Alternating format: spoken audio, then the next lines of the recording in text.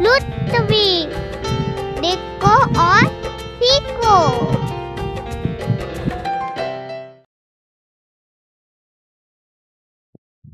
Hello बच्चों, कैसे हैं आप सब। मैं हूं आपका दोस्त हनुमान। बच्चों, आ गया है होली का त्योहार, जहां बड़े और बच्चे बहुत ही प्यार से होली खेलते हैं। आज के दिन तो दुश्मन भी गले लगते हैं और बड़े प्यार से हक से कहते हैं, बुरा ना मानो होली है। बच्चों, आपको और आपके पूरे परिवार को आपके अपने फेवरेट ऋत्विज चैनल की तरफ से होली की बहुत शुभकामनाएं। Wish U a very happy and safe Holi. जानते हैं होली का त्योहार मनाया क्यों जाता है? आज के इस वीडियो को पूरा देखें और इसके एंड और मॉरल को तो बिल्कुल मिस ना करें, क्योंकि कहानी के अंत में मैंने आपको होली के लिए कुछ सेफ टिप्स दिए हैं, जिसे आप बिल्कुल मिस ना करें और होली बड़े ही धूमधाम से मनाएं। तो चलिए जल्दी से शुरू करते हैं। एक बहुत भयानक राक्षस था जिसका नाम था हिरण्यकश्यप। उसकी एक बहन थी जिसका नाम था होलिका, और एक बड़ा भाई था जिसका नाम था हिरण्याक्ष। हिरण्याक्ष ने ब्रह्मदेव से वरदान प्राप्त कर बहुत नुकसान पहुंचाया, जिससे भगवान विष्णु ने वराह अवतार लेकर हिरण्याक्ष का वध कर दिया। अपने भाई की मौत का बदला लेने के लिए हिरण्यकश्यप ने भी ब्रह्मदेव की तपस्या की और ब्रह्मदेव से एक वरदान प्राप्त किया, जिससे उसे कोई देव, दानव, राक्षस, यक्ष, गंधर्व, मानव, अस्त्र शस्त्र, कोई माया, ना कोई दिन में और ना कोई रात में उसे मार सके। हिरण्यकश्यप को ये वरदान मिलने के बाद वो अपने आप को अमर समझने लगा।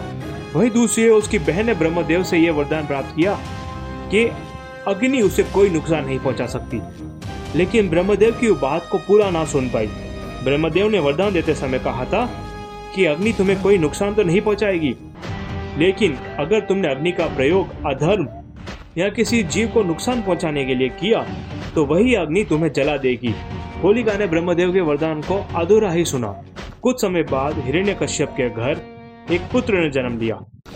जहां एक और हिरण्यकश्यप भगवान विष्णु का बहुत बड़ा दुश्मन था, वहीं दूसरी ओर हिरण्यकश्यप का पुत्र, जिसका नाम था प्रहलाद, वो भगवान विष्णु का बहुत बड़ा भक्त था। वह दिन भर नारायण जाप करता रहता था, जिससे हिरण्यकश्यप बहुत परेशान हुआ और अपने पुत्र की हत्या करना चाहता था। हत्या की नाकाम कोशिशों के बाद वह अपनी बहन के पास गया मदद मांगने। अब बहुत बड़ी चिता लगाई गई, जहां हिरण्यकश्यप की बहन होलिका प्रहलाद को अपनी गोद पे बिठाकर चिता पर बैठ गई। चारों तरफ प्रचंड अग्नि जलाई गई। अग्नि इतनी तेज थी कि उसमें कोई भी जल के भस्म हो जाए।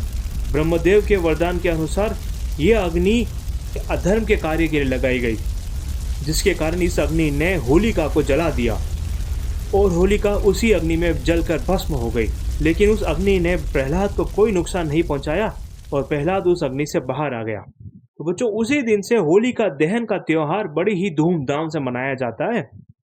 होलिका दहन वाले दिन देश के कई हिस्सों में होलिका की प्रचंड अग्नि जलाई जाती है, जिसके आसपास पूरा परिवार की परिक्रमा करता है और भगवान विष्णु का आशीर्वाद प्राप्त करता है।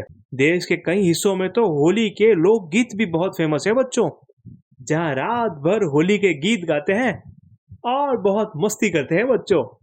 अब दूसरे दिन आता है आपका फेवरेट त्योहार धुलेड़ी, जिस दिन कलर से होली खेली जाती है।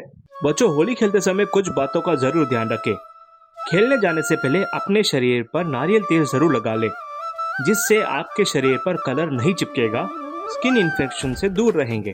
होली खेलते समय नेचुरल कलर और कच्चे रंग का ही प्रयोग करें। पक्के रंग आपको कुछ समय के लिए मजा जरूर देता है बच्चों, पर आगे जाके वही स्किन इन्फेक्शन की सजा भी देता है।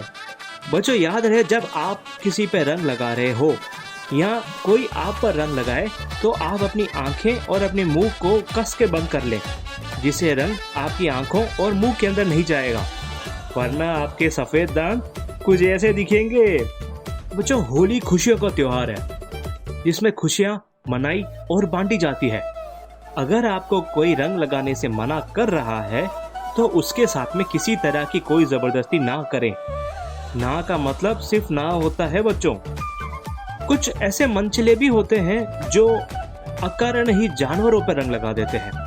हम तो इंसान हैं जो घर जाके नहा धो के अपने रंग को उतार ले, बेचारे जानवर अपने रंग को नहीं उतार पाते, जिससे उन्हें स्किन इन्फेक्शन हो जाते हैं और कई बार तो इनकी मौत भी हो जाती है। बच्चों, अगर आपके एग्जाम्स त्योहार के आसपास आए तो त्योहार उतना ही मनाइए जितना आप त्योहार का मजा ले सके और अपनी बाकी की पढ़ाई पूरी कर सके।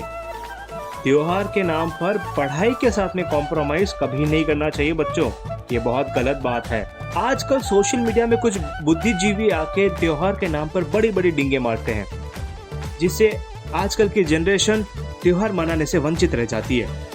बच्चों, त्योहार हमारी संस्कृति की पहचान है, हमारी संस्कृति की धरोहर है। अगर त्योहार ढंग से और कायदे से मनाया जाए तो इससे समाज का कोई नुकसान नहीं होता। बच्चों, त्योहार का असली अर्थ ही यही है बच्चों कि हम अपने दोस्तों, रिश्तेदारों और अपने परिवार के साथ में खुशियां बांटते रहे। तो बच्चों, हम फिर मिलेंगे एक और नई कहानी और एक नई सीख के साथ आपके अपने इसी चैनल रुतविश पे। देखो और सीखो। तब तक इस चैनल को आप लाइक करें, शेयर करें और सब्सक्राइब करना तो बिल्कुल ना भूलें। होली अच्छे से खेलें, सेफली खेलें, जिससे ना आपको कोई नुकसान हो और ना आपके साथ खेलने वालों को। हैप्पी होली बच्चों।